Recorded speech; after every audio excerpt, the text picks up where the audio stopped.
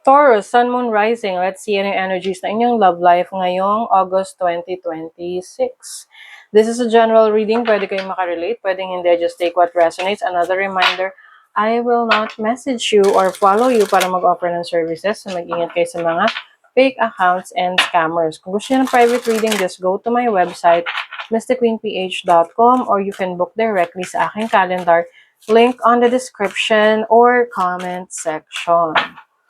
Ayan, let's see, Taurus. What's the energy ng inyong love life ngayong August 2026? Getting to know each other. Oy, nasa earlier stages of earlier stage of the relationship. As you reveal your innermost selves to each other, your bond deepens. Oh, meron kang kinikilala. Meron kang ka-talking stage.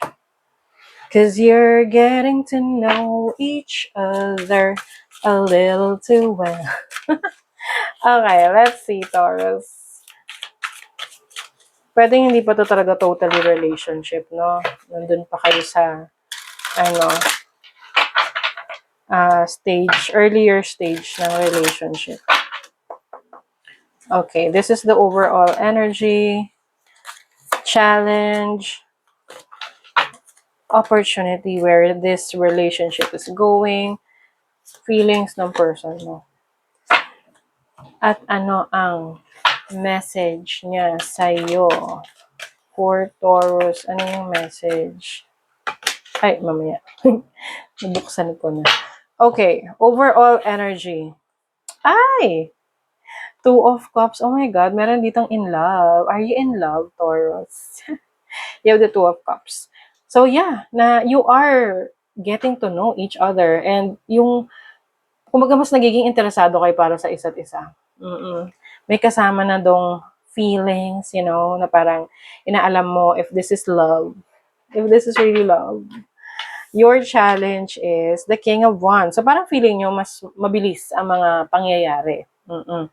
Kasi itong si King of Wands, mabilis tong kumilos. So, kumbaga, hinay-hinay. Okay? Kasi some of you, syempre, kung mga consenting adults na kayo, then go, diba? Lalo na kung intimacy yan. Kasi passionate ang energy na King of Wands. However, syempre, alam nyo rin yung mga consequences niyan. Okay? Ayun, lalo na kung nasa early stages pa lang kayo ng relationship. Now, the opportunity, diba? Oh my God. Hinay-hinay lang kasi ang Page of Cups, energy to ng bata. Okay? Can be a baby, pwede kayo ay magkaka-baby. Teka, Taurus, Gemini, Cancer, Leo. Oh, kung kayo ay Taurus rising, Jupiter is in Leo. So, baka Jupiter is about, expansion, fertility. Lalo na kung kayo ay Taurus rising, 4th house, family, baka bigla kayong magkaroon ng sarili nyo ng pamilya. So, ingat lang. But I think naman, andito yung, yung passion, yung desire. But you have to make sure that you are ready for this relationship. Kasi baka masyado namang mabilis ang mga pangyayari. Now, this is where the relationship is going. Page of Swords. Okay. Page of Swords is about data gathering, learning, getting to know. So, I think, nandun pa rin kayo sa phase ngayong August na mas diving deeply pagdating sa background ninyo sa isa't isa. I also see na pwedeng in-stock nyo pareho yung isa't isa, like may inaalam kayo tungkol dun sa partner nyo, and yung partner nyo may inaalam din tungkol sa inyo, 'di ba? Quits lang. Tignan natin yung feelings ng person mo. The Four of Swords. Okay. I think may mga reserved na feelings to sa'yo. Ibig sabihin, hindi pa niya nasasabi or andun pa siya sa point na parang still in the process of, pwede rin kasi itong person na to nag-heal pa no? Kasi Four of Swords is also about healing.